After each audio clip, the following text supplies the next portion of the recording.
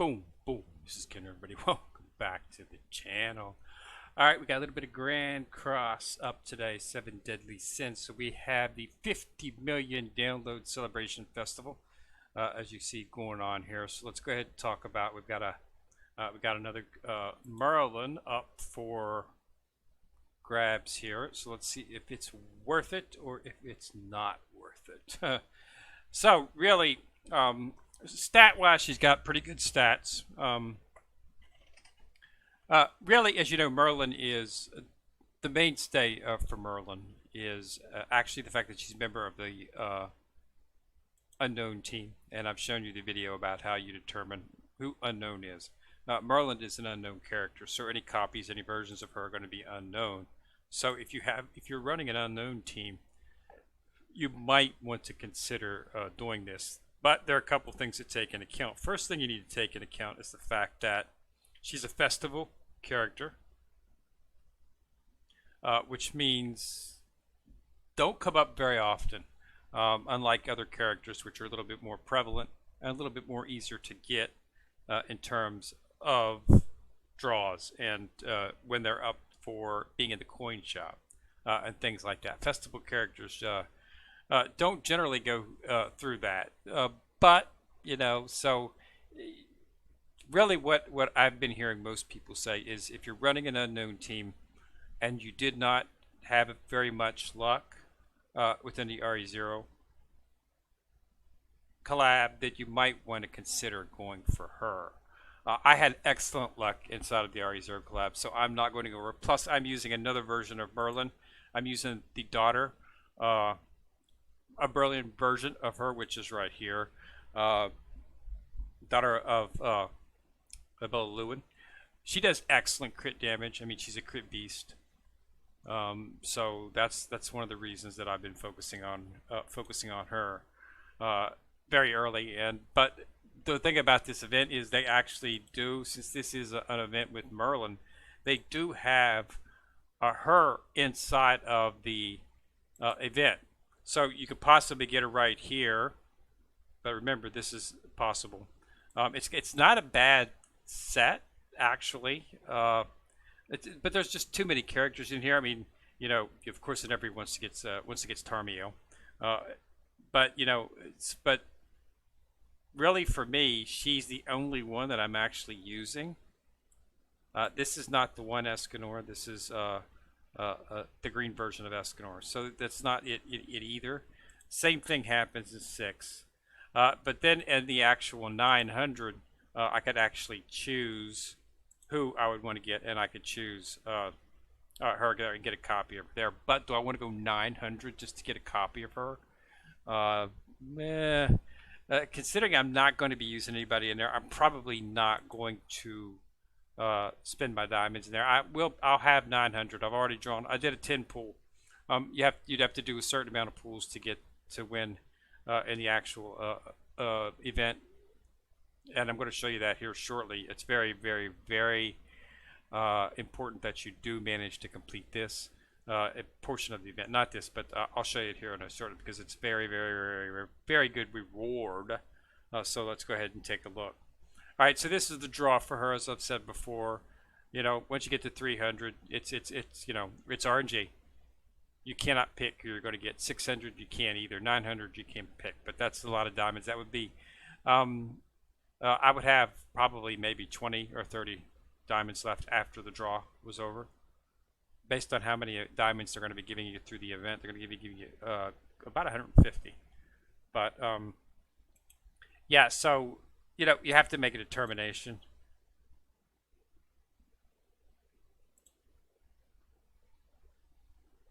So as you can see, there's quite a few diamonds in there. They're giving you, I got 20 today, 20 yesterday. They're going to give you another 20. Then some coins in it. There's another 15. Another 15, another 15, another 15, and I think that's 30 right there. So that's what you're getting in terms of the actual a portion of the event. And then you're going to get, this is the weekly here. Okay, so that's what you get from there.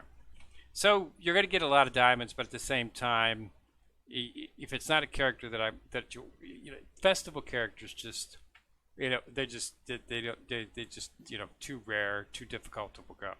So let's go ahead and take a look. This is the event that you want to do, complete, and because of this reward, this is a one-step evolution token. This will take your character to, you are level 90 immediately.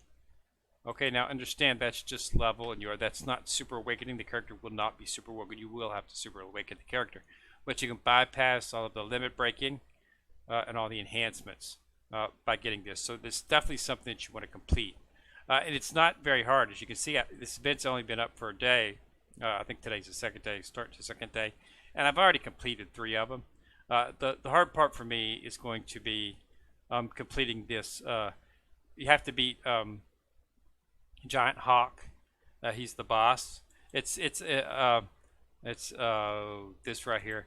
This is a gimmick. Okay, there's a certain way that you have to do this. It involves building up your strength to get to your ultimates and unleashing them. It's very difficult to beat him otherwise. So just keep that in mind. There are some people who have some very good videos on how to do it. It's basically a damage, so you want to take your highest damage characters into the battle with you. All right. So a few other things that are going on. We've also got the lucky card event. Each time you do Fort Solgor runs, anytime you're running a level or doing any type of event, you get one of these one of the tickets, a lucky pouch ticket. And you can open up one of these. I'm already at stage 4, so just playing it, you know, the couple of days, you know, the rewards are exceedingly, you know, I'm jumping the minute I get it. You can stay and fill out the whole thing, but I just want to get to the end stages because that's where they're going to have the good stuff.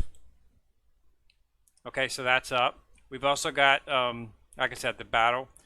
This right here, make sure that you do this daily. You have to do this. You get 1 chance to do it each day. You need to do it twice just to get the reward. So make sure you do it at least twice. You might want to work on some of these others as well too. But it's right here. As you can see, I've already done it for today, so it's going to be another 7 hours before it resets. But you get really good rewards. It's easy. You can do this with a low level to mid level team. It's only like a 35 I think the characters are level 35 or something. It's really super low. So you don't have to worry about difficulty completing it, and you get some awakening tokens and quite a few other things. So it's definitely something that's worth participating in. Okay, so let's go back to the festival. All right, so that's Boston. Exchange shop. There's really, I've already got a UR version, a UR version suit for Merlin, my copy of Merlin. So this is useless to me. If it was a weapon or something, I would be focusing on it, but there's really not much in terms of any. I'm not using any of these characters, but there are some items in here that's used to do limit breaking and whatnot, so I might look into it. The growth is, of course, good. They got some evolution pendants and some demon's blood, as well as the books, which are, you know, you need these for you know, evolving the characters. So it's definitely, and then you've got horns and whatnot, but this stuff can all be obtained just by doing the boss battle. So I really wouldn't, you know, really wouldn't worry about that. So yeah, do that. Chapter clear event. As you clear the higher level chapters, you can get some extra rewards for that. Okay, King's Upgrade Material Exchange event. This is always just going over to King. Okay, and then you'll see the event up here. Click on this, and this will show you some of the specialty items you can event. This is a holy relic material, so you can possibly do some crafting in that. So that's what that event entails. All right, and then last but not least is a power-up event. Just to take a look at it. There's always some good stuff in here. Okay, you get these are just for the event. You get special, you know, it's time to boost characters and super awakening, and you can get a little bit better price to do it. So it's not quite as expensive, or you maybe take less materials. So they batch that stuff around each time an event comes up. That's why I always wait to level up my characters, evolve, and during an actual event. As you can see, one of the ones that I waited for, and the first one that I did for this event was Escanor. I have super awakened Escanor. Okay, and I was just waiting for this event to do it because in the long run it ends up being a tad bit cheaper to do it. So he's fully limit broke right now, and he's fully super awoken. So I just have to get him to 90. Of course, I got one more, just a few more events to complete, and once I complete those, I'll be able to get to the level where I can actually take the characters up to level 90. So that's where we're at, you know, fully limit break them. I'm not quite there yet, but I'm getting close, getting close. So my team has decided to, as you can see, this is all the Merlins. She's an unknown character, so the new Merlin is going to be inside of here. It's not True Seeker Merlin. I assume it's, I'm not sure which one it is. I'm not going to go clicking on all these Merlins, but it's probably, yeah, Last Philosopher, Infinity Mage Merlin. So, yeah, so, but like I said, she's a festival character, okay? I'm using a daughter version of Merlin, so I'm not going to, and I'm using this version of Merlin as a second alt card on Trader Melios, so who's the strongest character in the game. In case you're wondering what who the strongest character in the game, it's Trader Melios right now. He's the only dark character that's been released. There was Dark, him, and then there's Light, which is you know, Elizabeth, the Light version of Elizabeth. They came out. They were both New Year's characters, but they came out and it was ridiculous. They were at the same time, so it was difficult. I was just gotten back into the game a little bit before that, so I really was not ready for a major event like that that had two awesome characters. So I was only able to gather one. And I decided to go for Trader Meliodas, which was the good shot because Trader Meliodas is a damage beast. Unfortunately, Meliodas is not available as you get farther into the game if you're doing PvE story mode. Keep that in mind. Because, you know, if he does die, he comes back, of course.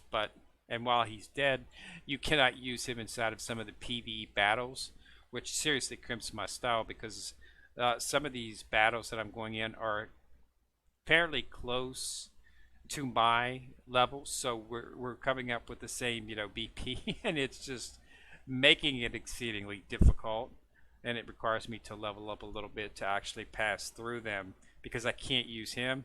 Now that I've super awoken Escanor, he'll be able to, along with Merlin and etching in here, so we'll be able to probably power through now. I would think, and I'm also bringing up, working on bringing up Rem. Rem will be an alt on PvP team, and then we're going to be using the evolution material that we get. We're going to be using that on Amelia. Amelia is the character that you want to get for PvP. She's an excellent PvP because of the fact that she can freeze an enemy for a turn. Okay, and if she's attacked by the same enemy 2 or more times during their turn, and you know a lot of enemies will do that. They'll attack the same character twice. Okay, so if the same enemy attacks her 2 more times during the turn, all the allies get their debuffs are removed, and that character is frozen. Okay. And that you know, this is PvP. This occurs in PvP as well. It's not just specific to PvE. Okay, so basically, she, you know, and this freeze works. I've gone up against several teams that have her, and they usually target Emilios, which is of course they would. So he's gone for a turn. Fortunately, it's not a problem because Merlin, if she crits, could do just as much damage, if close enough damage to Meliodas. Now, unfortunately, his attack is on all. Hers is just on one. Her first skill is the healing. It does pretty good damage, tornado, but it also it doesn't do as much. Its main option, this right here, is to restrict recovery-related stats. That's why I throw this out first. Okay, because it inflicts damage on all enemies and infects them for 1 turn, which restricts recovery-related stats. So if they do recover, the stats that do that are reduced. So it's effective. I really have no trouble in PvP whatsoever, even though I'm not at level 90. It starts to get hard when I get into silver. I'm sorry, when I get into gold, it starts to get difficult because I'm going up against carriers which are a little bit more powerful than me. So, but once I start bringing them up to 90, it shouldn't be much of a problem. All right, so yeah, so that's the event. So it's a pretty good event. All right, but like I say, if you're not going to run an unknown team, she's not OP. Uh, as festival characters go, she has a very high base stats. Um, but in terms of what she does, there are other characters that do the same thing. Uh, but if you're going to make an unknown team, you might want to consider pulling for it. But that would really be the only reason that most of the people are going. Uh, if if you've got a bunch of diamonds, of course, go ahead and pull on it. But for me, it's just really not that. I'm still baiting it around, but it's probably not going to happen simply because of the fact that I don't like the fact that I don't get to choose at 300 and 600. If it was 600, I would probably do it, but 900 is going to completely tag my diamonds. And the thing about you have to worry about is we're coming up towards the end of the year, and they're going to have a really, really, really nice, the events during the holiday season, and they might be throwing up some really good characters. So I want to make sure that I have enough. My goal is to try to be at least 1,200 diamonds going into the Christmas and New Year's festivals. I want to have that. That way, I can possibly, if my really goal would be to have closer to 1,800, but I don't know if I can get there. But I'm trying, and if I do this, I won't be able to. So since she's not a character, if she was really OP, it might be something. But from what I'm saying, if you look at her skill set, it's a really good skill set. But then again, it's not that great. It's not something that's like, oh wow, I got to have her immediately, like Esterosa was for your demon team, and for what the characters for RE0 collab, or if you were going to run an unknown team, which is what I'm going to run. So yeah, and she would be good for an unknown team, but she's a festival character. Daughter's not. Merlin daughter's not. So that's why I've decided to go ahead and stick with her. But her crit damage is amazing. It's literally off the scale. If she crit, she can take down. I've used her in the boss battles before, the death match. She can take down half of in one shot if she crits. Because what happens is the way I level it out is I throw down, and it shouldn't use skill first. I throw down her skill. Let me show you her. Let me show you her skills. So I throw down this first. Okay, this inflicts sever on all enemies, so it does damage. But then it 3 times crit chance increase. Okay, so then I can start. Then I start throwing out Meliodas and Merlin's damage skills with the extra chance to crit on that. So it helps immensely. And because and I usually by the time the first round in PvP ends, I've usually got 1 or 2 of the opposing team is dead, and the third one is either on the last legs, or one is dead and the other, whatever. It doesn't matter. If none of them are dead, they're all just got a tiny sliver of health left. Okay, and then I just throw out an AOE on the next one because all of Echidna's skills are AOE. I just throw out her skill next, and that kills them all. And then that throws up the remaining one, and then I use a single damage from Merlin and a single damage from Trader Meliodas, and that person goes down. So just like that. So I use these 3 in PvP. Escanor coming off as the backup, or Elizabeth as a backup, depending on how I'm feeling. Now that he is super woken, I'll probably switch to him. I've been using her a lot, but I started to get away from her simply because of the fact that I'm not having any trouble on the lower levels, silver, bronze and silver inside of PvP. There was no use to have her. She was never coming out. I wouldn't even get, like, maybe one character would have half damage or something, but it was ridiculous. Okay, So throwing Amelia into this would be awesome because being able to freeze one for a turn. So it's just a pretty good setup. So that's what I'm looking for. But yeah, you definitely want to get that. Let me show you. Uh, what that thing does, so you can see here. So right here's the event token right down here in the far right hand corner. This is the what you get if you complete the event. Okay, the selected hero becomes you are level 90. Evolution and enhancement materials used up to this point will not be returned. So if you use this on a character that's already partially evolved, you don't get those mats back. It'll just take them to UR 90, okay? But you won't get any of the mats back. So you want to make sure that you use this on a character that you have not started the evolution, okay? If you've already started an evolution, just go ahead and continue with it like that, unless there's nobody else. And pick out who you're going to evolve after that you'd finish that character. Like once you finish that character, okay, I already was going to do this one. You might want to use it on that one since there's no evolution on that one as yet. So make sure you use it on a character that's not fully evolved. Because you won't get the match back. See, he's already UR at 60. If I use this on him, enhancement materials you just will not be returned. So I'm not going to get any of the mats that I've already put into Reinhardt back. So you don't particularly want to use it on a character that's already partially evolved or enhanced. Okay, because you're not going to get any of those materials back. Use it on one that's at the lowest rank possible, which just happened to be Amelia for me.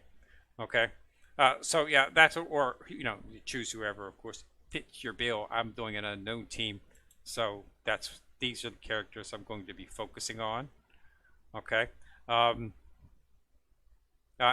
not necessarily for Super Awakening, but just get their stats up and get them to 90 so that I could use them as alt characters, the secondary characters. That's what these two are very very popular with that.